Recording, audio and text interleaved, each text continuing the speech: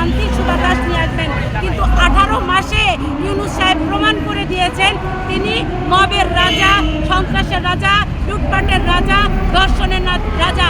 18 মাসে আমরা বাংলাদেশে কোনো নিরাপত্তা পাইনি এবং সেই সিলসিলা এখনো আছে। অতএব এই যে 5ই আগস্টের পরে সংস্কার হয়েছে তাদের ছাত্র নেতাদের, এক একটা ছাত্র নেতা ফুলে ফেপে এত মোটা হয়েছে হাঁটতে পারে না।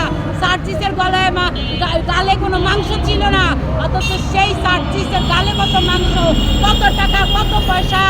এরা টাকা পকেটে 10 টাকা ছিল না, রিক্সা উঠবে, এরা এখন প্রাডো গাড়িতে চলে। আসলে 5ই আগস্ট কিছু ছেলে মেয়ের সংস্কারের জন্য হয়েছিল। এই যে হান্নান মাসুমদের বাড়ি ছিল ভাঙ্গা, এদের বাড়ি এখন পুরা বাংলাদেশে পুরাতার এলাকায় সবচেয়ে বড় বাড়ি। আলাদিনের চেরাগ পেয়েছে 18 মাসে, এটা আমরা বুঝি না। আসলে অভ্যুত্থানের কথা বলে এরা আমাদের সাথে প্রতারণা করেছে। 5ই আগস্ট একটা ষড়যন্ত্রের নাম, আর এগুলা জুলাই জঙ্গি, জুলাই দালাল, যারা বাংলাদেশটাকে আমেরিকার কাছে বিক্রি করে দিতে চাচ্ছে এবং বাংলাদেশটাকে আফগানিস্তান পাকিস্তান বানিয়ে তারপর ছাড়ার প্রত্যয় করেছে। সর্বশেষ বাংলাদেশের বর্তমান যে পরিস্থিতি, এভাবে চলতে থাকলে দেশের